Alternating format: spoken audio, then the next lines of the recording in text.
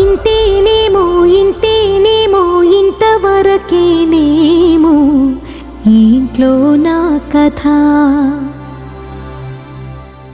అంతేనేమో అంతేనేమో అంతులేని వేదనేమో ఆడపిల్లను కదా.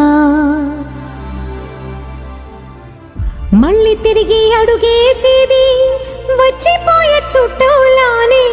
నేను పుట్టి పెరిగిన ఊరికి ఇంకా పైన పొరుగురిదాన్ని.